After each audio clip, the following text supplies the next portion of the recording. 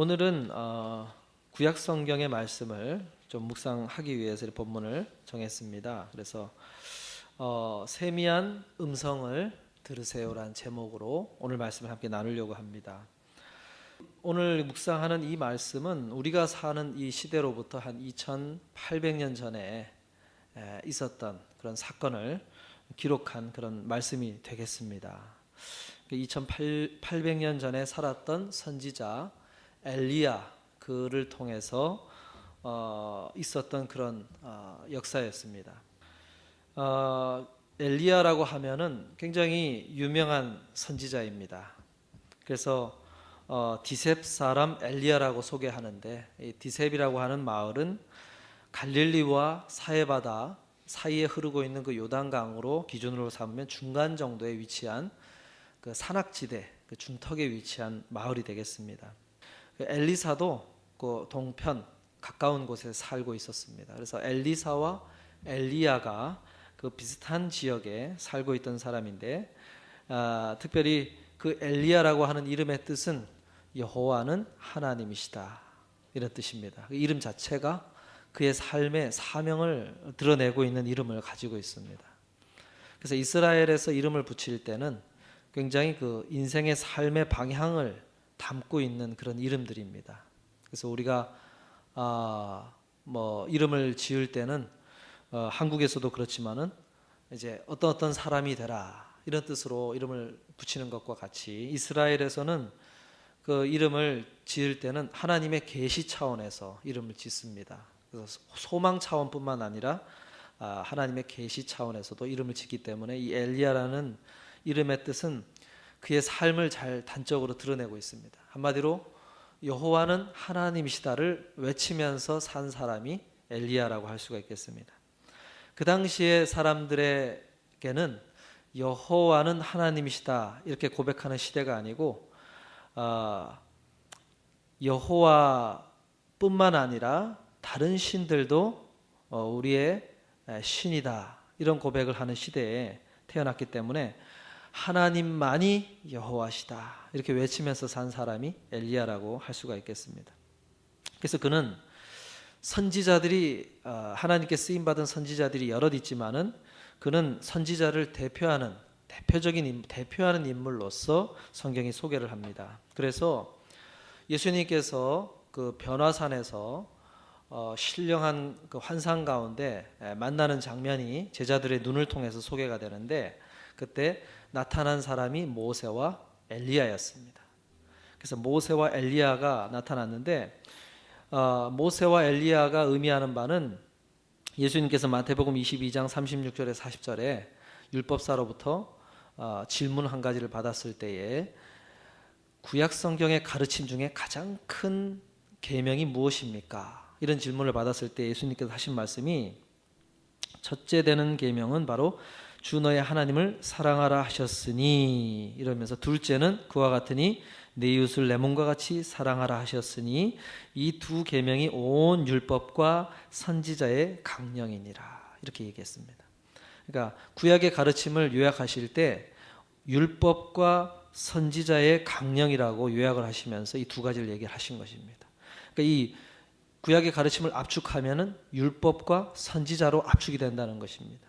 근데 그 율법을 상징하는 사람이 모세고 선지자를 대표하는 사람이 엘리야라는 것입니다. 그래서 하나님의 이 구약의 말씀을 완성하러 오신 예수님과 구약의 가르침을 대표하는 율법의 대표 모세와 선지자의 대표 엘리야가, 이 세 사람이 만나고 있는 장면이 그 변화산에서 일어난 것입니다.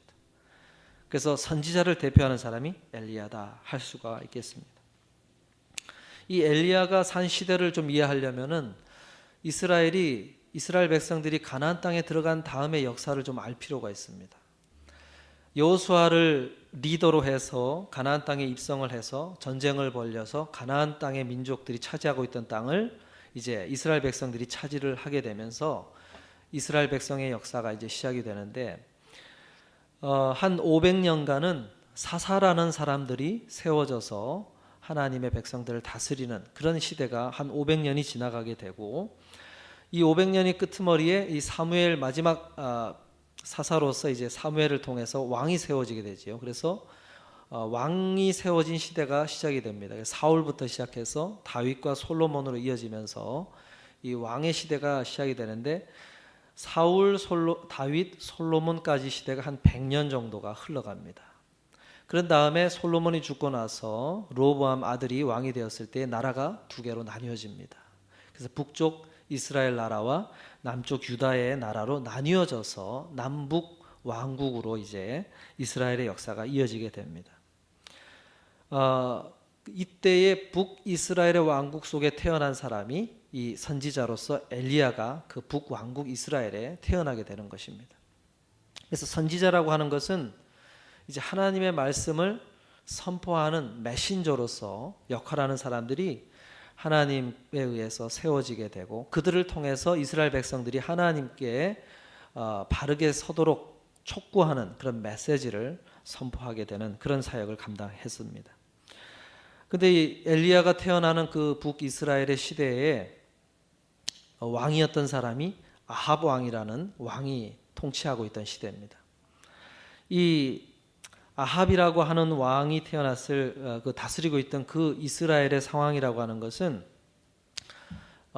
북쪽에 아수르라고 하는 아주 강력한 나라가 북쪽의 왕국을 통일해서 세워져 있는 그런 시대였습니다. 그래서 점점 영토를 확장해 가기 때문에 이 이스라엘까지도 이제 위험을 느낄 정도의 그런 강력한 강대국이 자리하고 있었습니다. 그래서 이 북이스라엘의 왕 아합은 어떻게 하든지 그것을 막아낼 수 있는 힘을 가져야만 되는 그런 시대였습니다. 그래서 선택한 방법이 외교적으로 다른 나라들과 동맹을 맺는 것입니다. 그 동맹을 맺을 때에 그 시돈 왕과 동맹을 맺게 되는데 이 왕국 간의 동맹을 맺는 방법이 결혼을 하는 것입니다. 그래서 이제 이 아합 왕이 이 시돈 왕국과 동맹을 맺기 위해서 그 시돈 왕 엣바알의 딸 이세벨 공주와 이제 결혼을 하게 됩니다. 근데 이 시돈 왕 엣바알이라고 하는 사람은 원래 바알이라고 하는 그들이 믿는 신의 제사장이었습니다. 근데 그 제사장이 이제 반역을 해가지고 왕을 죽이고 자기가 왕의 자리를 차지해 버린 것입니다. 그리고 그 딸 이세벨 역시도 여자 제사장으로서 그 바알 종교에 아주 심취해 있던 그런 사람이었습니다.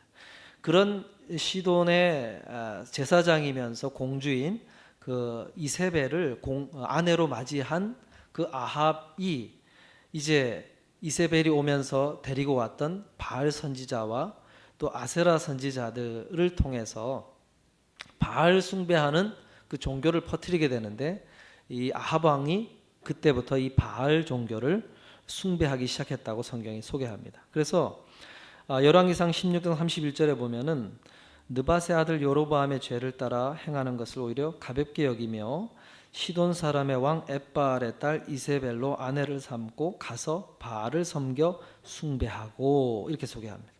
이 열왕기서에서 바알의 이름이 등장하는 첫 번째 부분이 바로 여기서 등장을 합니다. 그러면서 이 아합이 이세벨과 결혼하면서 이스라엘에 이 바알 종교가 들어오게 됐다고 소개를 하는 것입니다. 그러면서 이 이세벨이 사당을 만들고 바알을 숭배하기 위해서 이제 경제적으로 자금을 대면서 본격적으로 이 바알과 이 바알 선지자들을 길러내기 시작을 합니다. 그러면서 이스라엘 전역에 이 바알 종교를 전파하기 시작합니다. 그래서 이 당시에 이 북이스라엘의 신앙이라고 하는 것은 원래 믿던 하나님을 믿는 신앙을 가지고 있으면서 동시에 이 바알 신앙을 가진 한마디로 혼합 종교의 신앙을 가졌다고 할 수 있습니다. 하나님도 섬기고 바알도 섬기고. 근데 원래 이 가나안 사람들이 믿는 이 바알 신앙이라고 하는 것은 다신교의 신앙입니다. 신이 여러 가지예요. 신이 많아요. 그래서 한번 바알을 섬기게 되면 그 바알의 가족이 되는 신들을 자연스럽게 섬겨갈 수밖에 없는 구조가 되어 있습니다. 그래서 바알을 섬기게 되면 아세라를 섬기게 되고, 아세라를 섬기게 되면 다곤을 섬기게 되고, 다곤을 섬기게 되면 각종 바알세부를 섬기게 되고, 그 신들의 가족으로 만신전이라고 하는 그 신들이 여러 신들이 있는데 이 신들을 다 섬기게 되는 것입니다. 그래서 하나님도 섬기고 다른 신도 섬기니까 하나님이 일종의 여러 신들 중에 하나의 신으로서 차지해버리게 되고, 그런 혼합 종교, 혼합주의 신앙을 가지게 되는 것입니다. 마치 우리가 예배를 드리러 교회에 오지만 교회를 믿는 분들 중에는 또 점을 치러 무당을 찾아가고, 또 이런 신앙을 한마디로 혼합 종교라고 할 수가 있겠습니다. 하나님을 믿는 신앙을 제대로 신앙을 하게 되면은 다른 신앙을 가질 수가 없는 것입니다. 왜냐하면 하나님 외에는 신이 없다고 성경이 가르치기 때문에 다른 신앙을 갖는다는 것이 불가능한 거죠. 근데 이 당시에 북이스라엘의 백성들은 혼합 종교로서 바알도 섬기고 하나님도 섬기는 그런 모습을 하게 되었던 것입니다. 이스라엘 백성들이 광야 40년의 기간 동안 하나님 믿는 신앙을 훈련하고 들어왔지만은 그들이 점점 유혹받은 게 뭐냐면은 이 가나안 땅에 들어오게 되면서 만나게 된 그 가나안 사람들을 보면서 유혹받는 것이 있었는데, 그게 뭐냐면은 이 이스라엘 백성들은 대대로 목축업을 하던 사람들입니다. 농사를 짓는 사람들이 아니고 목축업을, 가축을 기르면서 떠돌이 생활을 했던 사람들이기 때문에 이 목축 문화를 가지고서 소박하게 살던 이 사람들이 가나안 땅에 들어가 보니까 이 가나안 사람들, 가나안 민족들은 성을 짓고 거기에 농사를 지으면서 그렇게 사는 생활을 하는 이 농경 문화를 가진 그런 민족이었습니다. 그래서 들어가 보니까 자기들보다 굉장히 문화적으로 세련된 문화를 가지고 있고, 그리고 또 농사를 짓기 위해서 가지고 있는 그런 신앙의 행위들이 있는데, 이스라엘 백성들이 농사를 안 짓던 사람들이 농사를 이제 막 땅이 주어져서 농사를 지으려다 보니 어쩔 수 없이 그 가나안 사람들이 어떻게 농사를 짓는 것을 관찰할 수밖에 없고, 그들이 농사를 짓는 것 속에는 이 종교적인 의미가 굉장히 많이 들어 있습니다. 그래서 농사를 잘 짓기 위해서는 비가 와야 되는데 이 비를 내리게 하기 위해서는 종교 행위를 해야 된다는 거죠. 그래서 이 비를 관장하는 신에게 제사를 지내야 되고, 이런 종교적으로 시스템화된 농경 문화를 가지고 있었습니다. 그러다 보니까 이 이스라엘 백성들이 자꾸만 거기에 유혹을 받게 되는 거예요. 그래서 점점 그들이 믿는 농경의 신들을 믿게 되는 유혹이 있었다는 것입니다.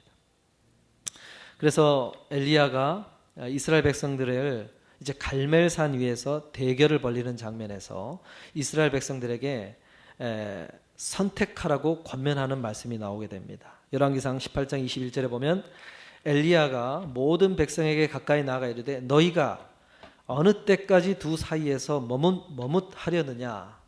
여호와가 만일 하나님이면 그를 쫓고 바알이 만일 하나님이면 그를 쫓을지니라 하니 백성이 한 말도 대답지 아니하는지라. 그러니까 두 가지 선택을 하라고 권면을 하니까 백성들이 머뭇거리면서 선택을 못 하더라는 거예요. 그런 신앙의 상태였다는 것입니다. 이 엘리야가 위대한 하나님의 사역들을 감당했는데 그 중에서 꼭 빼놓지 않고 등장하게 되는 이 사역이 바로 갈멜산 위에서 벌였던 이 바알 선지자와 벌인 영적인 대결이었습니다. 이 바알 선지자와 엘리야의 대결은 곧 바알 신과 하나님 신의 대결로서 벌어진 것입니다. 이 바알은 비를 관장하는 신이면서 동시에 태양을 관장하는 신으로서 알려지고 있습니다. 그래서 다신들 중에 권력 싸움에서 승리해서 결국 자신이 최고의 신의 위치에 올라간 사람이 이 바알로 소개되는데, 이 태양을 관장하는 위치에까지 간 신으로 알려지는 신이며, 그래서 처음에는 불로 대결을 한 것입니다. 태양신으로 섬기는 바알 신이 참 태양신이냐, 아니면 태양을 관장하는 참신이 하나님이시냐. 그 대결을 벌린 것입니다. 그래서 불로서 누가 과연 참 태양을 관장하는 신인지를 대결한 것이고, 두 번째가 곧 3년 반 동안 비가 내리지 않는 가운데 엘리야가 이제 기도를 7번이나 기도하면서 손바닥만한 구름이 생겨나기 시작하더니 거기서부터 큰 먹구름이 모여서 큰 비가 내리는 모습이 일어나게 됩니다. 이건 무슨 대결에서 승리한 것입니까? 비를 관장하는 바알 신과 하나님 신의 대결 가운데서 비를 관장하는 신으로서 하나님이 이긴 것으로 나오는 것입니다. 어떻게 보면 하나님께는 큰 모욕이죠. 수치스러운 일이죠. 여러분 생각을 해보면 하나님께서 이 땅을 온 땅을 만드시고 태양을 만드시고 이 모든 자연의 섭리를 하시는 하나님께서 신이 아닌 허상 우상을 만들어 놓고 이 사단의 흉내내는 능력 가운데 미혹되어서 섬기는 그들에게 맞추어서 하나님이 자신을 바알신과 똑같은 신으로서 대결에 참여한 것입니다. 어떻게 보면 하나님께는 굉장히 모욕적이고 수치스러운 것이지만 누구를 위해서 이런 대결 가운데로 자신을 낮추어서 나타나시는 것입니까? 이스라엘 백성들이 하나님께로 돌아오기를 위해서 낮추어서 오신 것입니다. 마치 예수 그리스도께서 이 땅에 인간의 몸을 입고 온다는 것이 굉장히 수치스러운 일이요, 자신을 낮추는 것을 더 넘어서서 아주 비천한 자리로 오게 되는 것이 왜 오신 것입니까? 바로 하나님을 잊어버리고 하나님께로 돌아오지 않고 있는 이 땅의 사람들을 구원하기 위해서 그런 낮은 자리로 오신 것입니다. 이 갈멜산의 대결 역시도 하나님께서 자신을 낮추어서 마치 바알신과 똑같은 신의 이름으로 대결에 참여하신 것입니다. 그러나 오늘 이 본문 말씀의 11절 12절에서 이 승리에도 불구하고 엘리야가 지금 어디에 와 있는지를 성경이 소개해 주고 있습니다. 우리 같이 다시 한번 11절을 한번 읽어보겠습니다. 여호와께서 가라사대 너는 나가서 여호와의 앞에서 산에 섰으라 하시더니, 여기까지 읽겠습니다. 여호와 앞에서 산에 섰으라. 여기서 지금 엘리야가 여호와 앞에서 어느 한 산에 와 있는 것을 알 수가 있습니다. 이 산이 어떤 산입니까? 바로 호렙산이라고 소개됩니다. 호렙산의 다른 말은 신의 산입니다. 이스라엘로부터 이 호렙산까지 내려왔다는 것은 굉장히 먼 거리를 도망쳐서 여기까지 왔다는 것입니다. 실제로 40일 이상을 쉬지 않고 걸어 내려와서 달려왔을 때 여기에 도착했다고 성경이 소개를 해줍니다. 여러분, 갈멜산에서 그 승리를 거두고 왜 피해서 도망오듯이 이렇게 도망쳐와서 아무도 있지 않는 그 산악지방, 그 외로운 산에 혼자 동굴 속에 와서 숨어 있게 된 것일까? 그것이 오늘 이 본문 말씀을 묵상하는 출발선이 되는 것입니다. 이 호렙산에 와서 엘리야는 하나님과 두 번의 대화를 나누게 됩니다. 첫 번째 대화가 있고 나서 이 본문 말씀이 나오고 그 다음 두 번째 대화가 나오게 됩니다. 첫 번째 대화가 어떤 대화가 이루어졌느냐 봤을 때 열왕기상 19장 9절에서 10절에서 이렇게 말씀해 주고 있습니다. 엘리야가 그곳 굴에 들어가 거기서 유하더니 여호와의 말씀이 저에게 임하여 이르시되 엘리야야 내가 어찌하여 여기 있느냐. 저가 대답하되 내가 만군의 하나님 여호와를 위하여 열심히 특심하오니 이는 이스라엘 자손이 주의 언약을 버리고 주의 단을 헐며 칼로 주의 선지자를 죽였으며오며 오직 나만 남았거늘 저희가 내 생명을 찾아 취하려 하나이다. 하나님께서 엘리야에게 물으셨습니다. 내가 어찌하여 여기 있느냐? What are you doing here? 이런 영어로 하면 그렇게 되겠습니다. 내가 어찌하여 여기 있느냐? 그랬을 때 엘리야가 대답을 한 것이 그 속에 나오게 되는데 엘리야의 어떤 내면의 상태가 그대로 묻어납니다. 하나님께서는 특별한 말씀을 안 하시고 내가 어찌하여 여기 있느냐 질문하고 엘리야가 하는 말을 그대로 듣고 계십니다. 엘리야의 그 내면의 상태가 그대로 드러나는데 그 속에 보면 엘리야 마음속에 어떤 열심이 들어있고, 그리고 외로움이 들어있고, 그리고 생명의 두려움, 생명을 잃을 것에 대한 걱정과 두려움이 들어있는 것을 알 수 있습니다. 엘리야의 대답이 두 가지로 요약이 됩니다. 첫 번째가 열심히 특심하오니, 이런 말로 고백하고 있습니다. 여러분, 이 아주 독특한 표현인데, 열심은 열심인데, 열심이면 열심이지 특심하오니 이렇게 고백합니다. 특심하오니. 이 원어로 보면은 열심으로 열심을 낸 것이 특심입니다.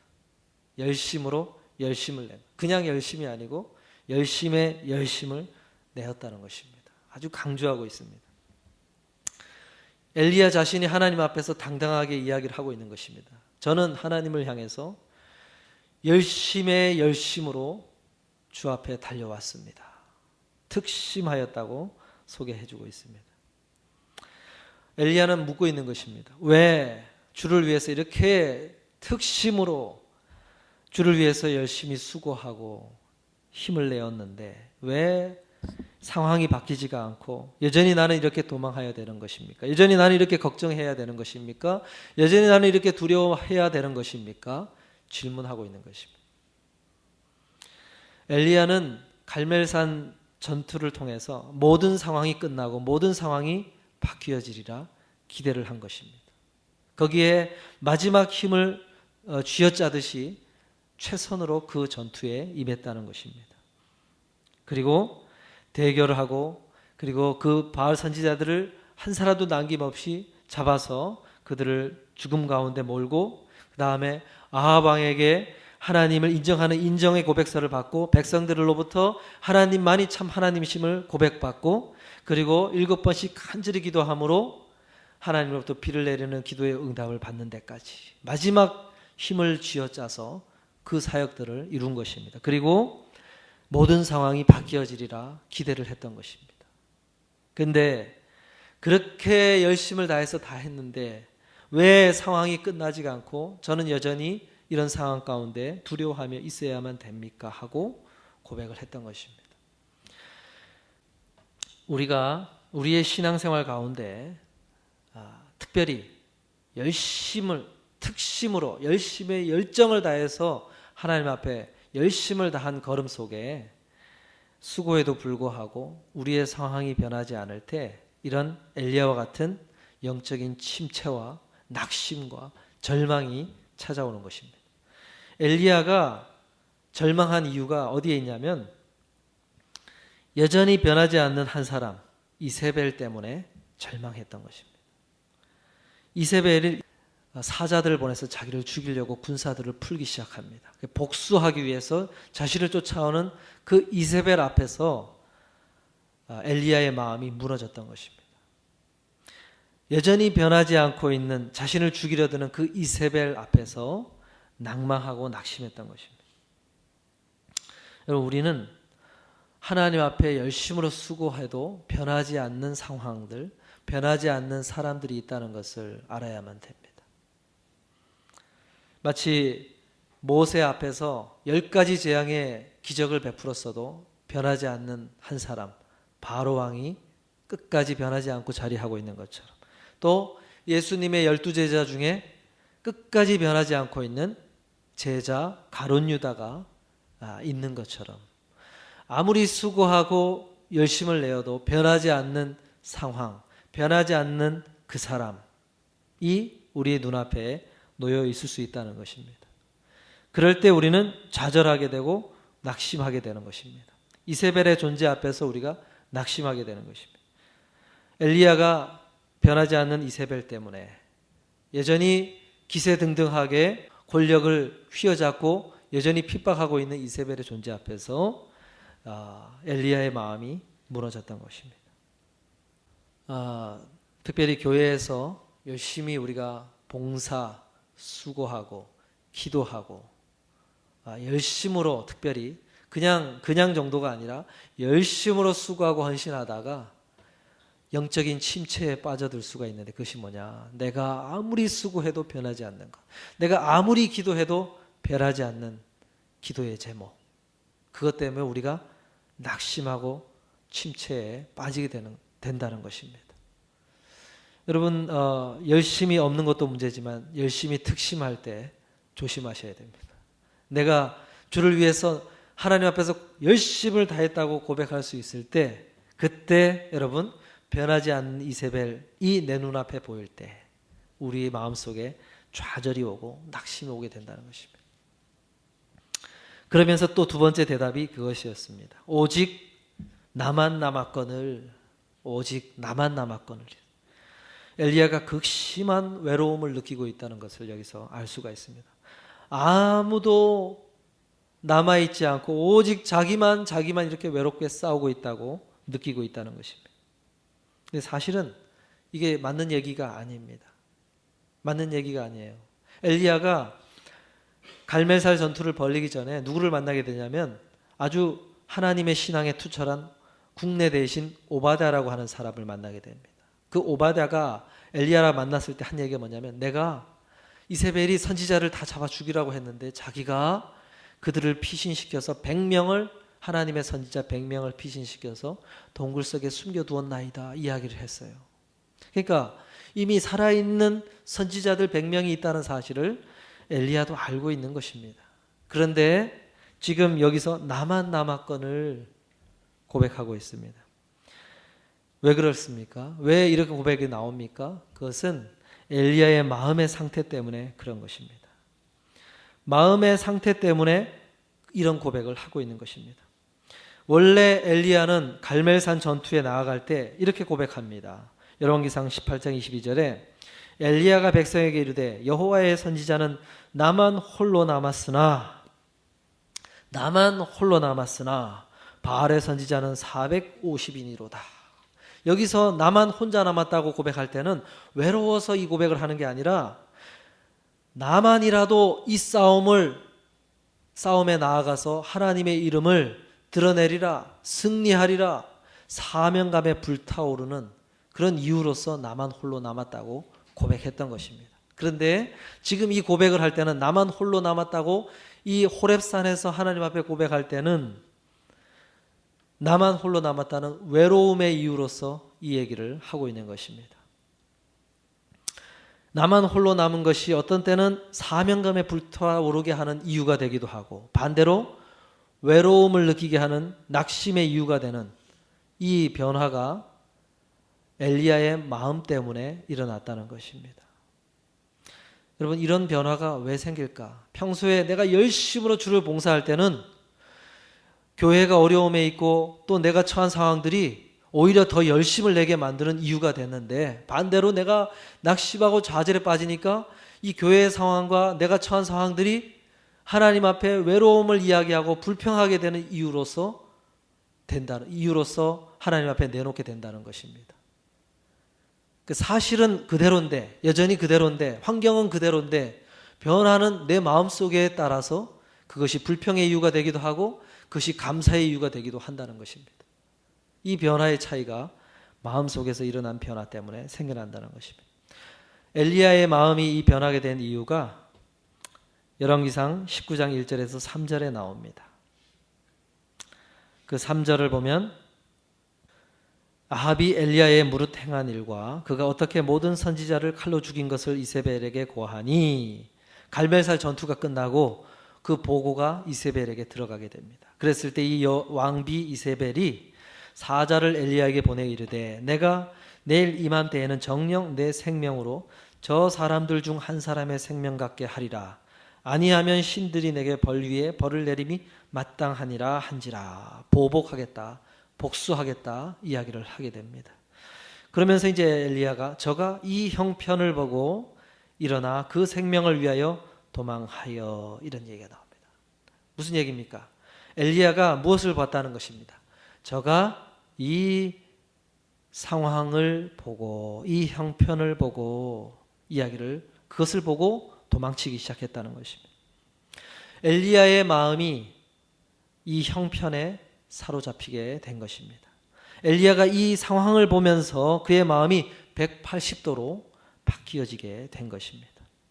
그가 이세벨이 복수를 위해서 군사들을 풀며 자기를 죽이려고 칼날을 들고 쳐들어올 것을 바라보니까 그의 마음이 여기에 휩싸이게 되니까 마음의 이 외로움과 두려움에 사로잡히게 되었고 그 마음을 들고 하나님 앞에서 이 이야기를 하게 된 것입니다.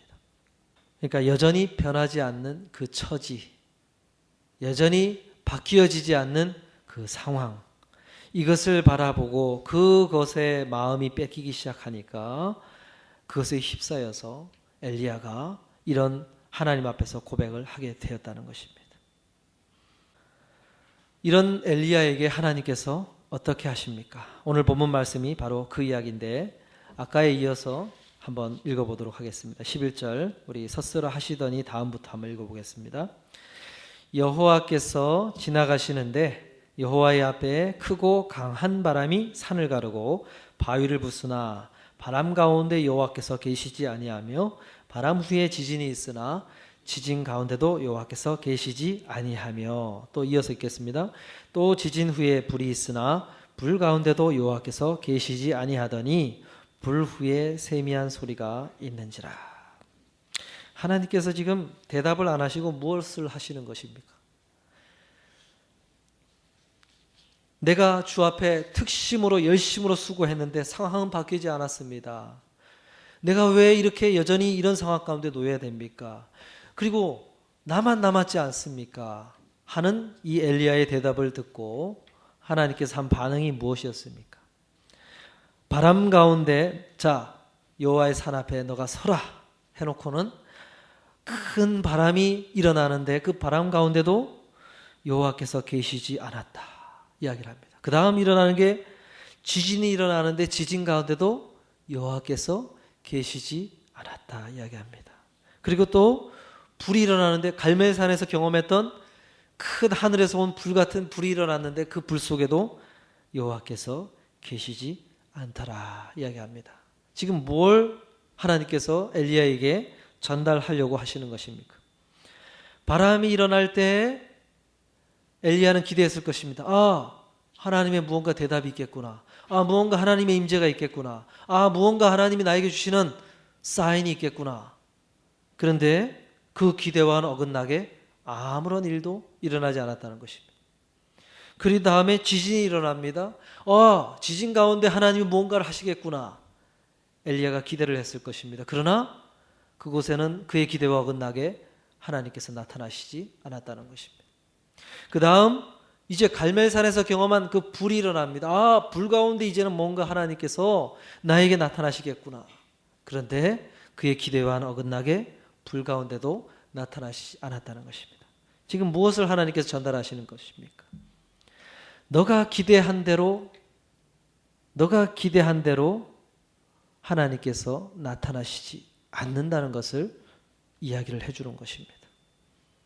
그래서 하나님이 엘리야에게 전달하려고 하는 메시지는 너가 기대한 대로 형편이 이루어지지 않았다고 해서 좌절하지 말아라 이야기를 하고 계시는 것입니다.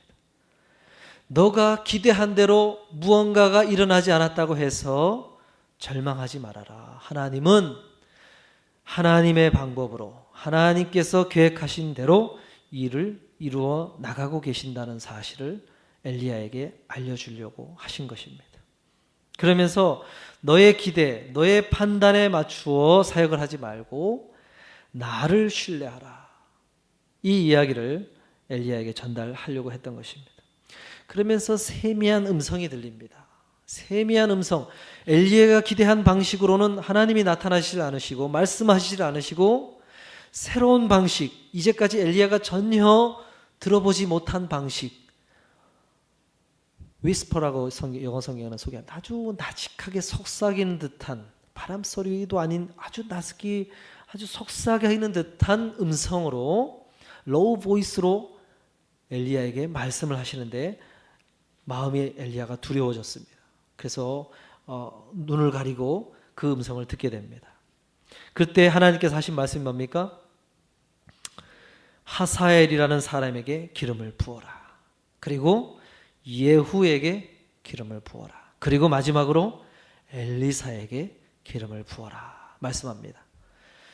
하사엘이라고 하는 것은 아람 왕이라고 이스라엘과 적대 관계에 있던 아람 국가의 왕이 있었는데 이 벤하닷의 벤하닷을 죽이고 새로이 왕이 될 사람이 하사엘이었고, 그 다음에 예후라는 사람은 지금의 아합 왕을 죽이고 왕위를 차지하게 될 사람이 예후였습니다. 그리고 엘리사는 누굽니까?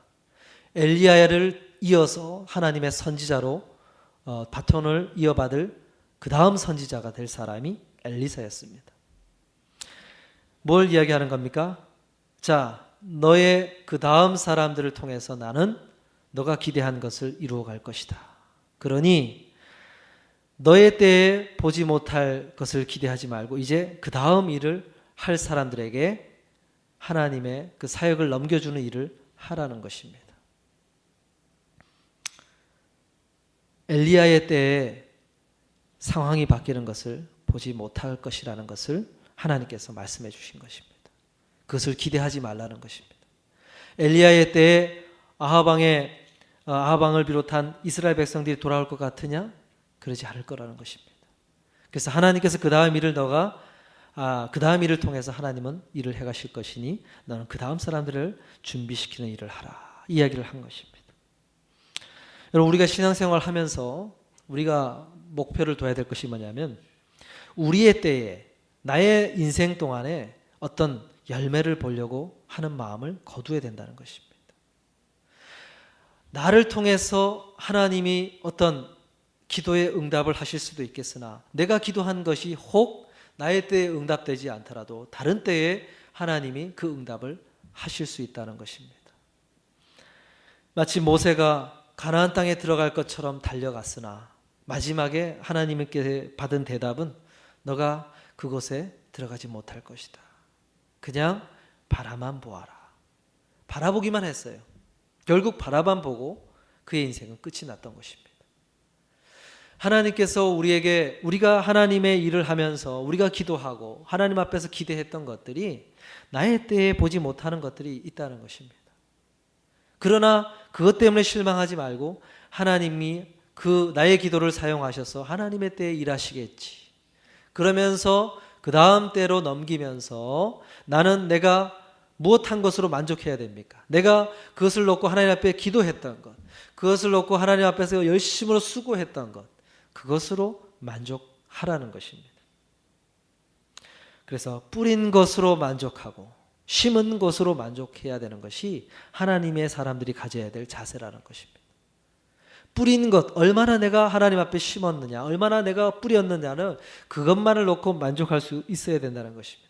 그것이 어떤 방식으로 나에게 거두게 하실지를 마음에 두고 달려가다 보면 절망하고 좌절하고 낙심하고 실망하게 되는 것이 우리의 걸음이라는 것입니다. 교회 생활을 하면서 우리가 가져야 될 자세도 동일하다고 오늘 말씀을 통해서 우리에게 메시지를 주시는 것입니다. 그러면서 하나님께서 하신 말씀이 뭐냐면 그러나 내가 이스라엘 가운데 7,000일을 남기리니 다 무릎을 바알에게 꿇지 아니하고 다 그 입을 바알에게 맞추지 아니한 자니라. 진실한 신앙인 7,000인을 남겨둘 것이다. 하나님께서 말씀합니다. 남은 자들에 대해서 하나님께서 이야기를 하십니다. 무슨 이야기입니까? 하나님께서는 이런 기적을 통해서 그리고 놀라운 역사를 통해서 하나님의 백성들이 돌아오도록 하시는 것이 아니라 이런 남겨진 7,000인과 같이 진실된 믿음을 가진 그 신앙을 가진 사람들을 통해서 하나님은 그 일을 해갈 것이다. 이야기를 하고 있는 것입니다. 여러분, 하나님께서는 이 기적을 통해서 이스라엘 백성들이 돌아오지 않을 거라는 것을 이미 알고 계셨습니다. 모세를 통해서 이집트를 탈출했던 이스라엘 백성들에게 얼마나 많은 비주얼한 눈에 보이는 기적을 베푸셨습니까?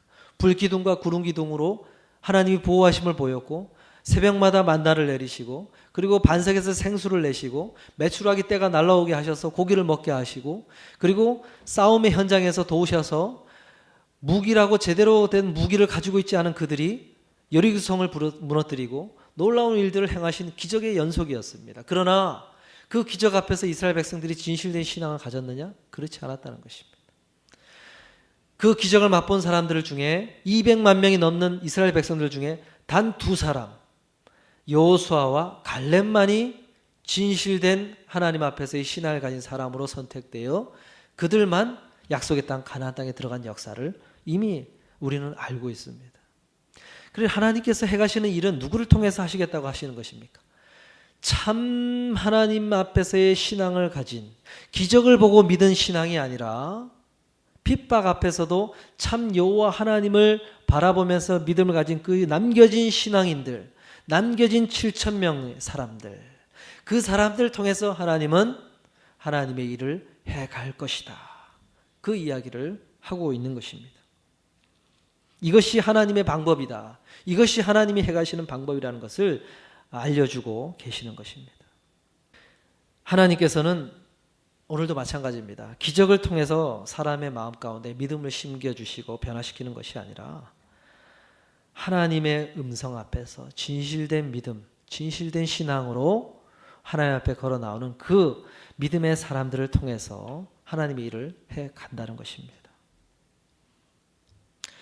하나님께서 2000년 전에, 지금으로부터 2000년 전에 예수님을 이 땅에 보내셔서 예수님을 눈에 보이는 방식으로 하나님을 보여주셨습니다. 비주얼한 방식으로 하나님을 직접 눈에 보도록 은혜의 역사를, 은혜를 허락해 주셨습니다. 그래서 눈에 보이는 방식으로 예수님을 볼 수 있었던 그 세대 가운데, 그리고 병자를 고치고 소경을 눈을 뜨게 만들고, 그리고 폭풍 가운데 걸음을 걸어가고 오병이의 기적의 떡을 먹이고 놀라운 기적을 맛보도록 한 그 세대 가운데 누가 참 신앙을 가지고 예수를 끝까지 따랐습니까?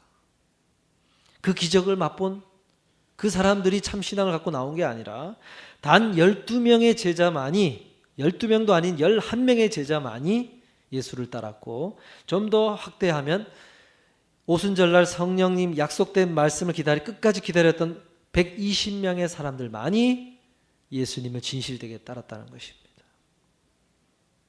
그런데 그 소수의 사람들을 통해서 하나님의 놀라운 교회의 역사가 펼쳐졌고 지금까지 하나님 나라가 확장되어가는 그 일들이 이루어져 왔다는 사실을 하나님께서는 오늘 이 말씀을 통해서도 우리에게 알려주시는 것입니다. 그러면서 예수님께서 말씀하시기를 귀 있는 자는 성령이 교회들에게 하시는 말씀을 들을지어다. 계시록 2장 7절에 말씀하시고, 또는 요한복음 10장 27절에도 내 양은 내 음성을 들으며 나는 저희를 알며 저희는 나를 따르느니라. 마가복음 8장 12절에서 예수께서 마음속에 깊이 탄식하시며 가라사대 어찌하여 이 세대가 표적을 구하느냐, 내가 진실로 너에게 이르노니 이 세대에게 표적을 주지 아니하리라 하시고 말씀합니다. 여러분, 오늘도 마찬가지입니다. 하나님 앞에서 우리의 믿음이 생기는 것은 내가 놀라운 어떤 기도 응답을 받거나 기적을 보거나 이런 것 때문에 믿음이 생기는 것이 아니라는 것입니다. 그것 경험하면 내 신앙이 좋아지겠지 기대하겠지만 그렇지 않다는 것입니다. 내 믿음은 여전히 똑같아요. 내가 기도 응답을 받고 문제가 해결되면 내 신앙이 좀 더 업그레이드 되겠지? 그렇지 않다는 것입니다. 그것은 하나님이 또 그런 것을 기대하지도 않을 뿐더러 그 실제로도 우리의 마음 믿음이라는 것이 그렇게 자라는 것이 아니라는 것입니다. 어떤 가운데서 믿음이 자랍니까? 오늘 이렇게 하나님께서 다가오시는 low voice, 세미한 음성을 들으며 하나님과 나누는 교제와 대답 속에서 그 음성을 듣는 하나님과의 그런 교제 속에서 참 믿음이라는 것이 자라게 된다는 것입니다. 이후로 엘리야가 그 낙심한 마음이 회복이 되어서 마지막 남은 하나님 앞에서 사명을 다하기까지 힘있게 걸어갈 수 있었던 것은 하나님의 세미한 음성 가운데 만나 주셨던 그 이 만남의 자리를 통해서 엘리야가 다시 일어설 수 있었다는 것입니다. 마치 디베라 바닷가에서 3번이나 주를 부인하고 낙심하여 좌절하여 이제는 하나님의 제자로서 걸어갈 아무런 힘이 없는 그 가운데 예수님께서 찾아오셔서 베드로와 만나시면서 어떤 대화를 나누셨습니까? 모닥불을 피워놓으시고 잡아온 고기를 구워서 식사를 하게 하면서 아주 잔잔한 음성으로 베드로와 나눈 대화가 요한복음 21장에 소개되고 있는 것을 우리가 알고 있습니다. 내가 나를 사랑하느냐. 그러면 내 양을 먹여라. 그 어떤 음성보다도 그 자리에서 나눴던 그 잔잔한 사랑의 대화가 마지막까지 주를 부인하지 않고 걸어갈 수 있는 파워풀한 베드로를 만들었다는 것입니다. 엘리야도 베드로도 이런 대화 속에서 회복된 이 회복의 자리를 통해서 그의 신앙이 견고해질 수가 있었습니다. 하나님께서는 이 엘리야를 만나실 때 이전까지 엘리야에게 말씀하시던 명령의 톤이 아니라 아주 잔잔한 속삭이는 음성으로 부드럽게 엘리야를 만나주셨습니다. 그래서 그의 지쳐있고 낙심되어 있는 그 마음을 어루만져 주시면서 두 번의 대화 속에서 하나님께서 그를 만나주셨던 것입니다. 참 믿음의 사람들은 기적 속에서 회복을 경험하는 것이 아니라 참 믿음의 사람들은 하나님의 음성 속에서, 하나님의 잔잔한 말씀 속에서 참 회복과 위로와 사랑을 경험하는 사람들인 것입니다. 이러한 은혜를 오늘 우리가 누림으로 우리 마음속에 놀라운 하나님의 회복과 하나님 주시는 놀라운 사랑의 음성, 그 앞에서 우리의 신앙이 다시금 일어서는 그런 은혜를 누리시는 저와 여러분의 될 수 있기를 주의 이름으로 축원드립니다. 기도하겠습니다.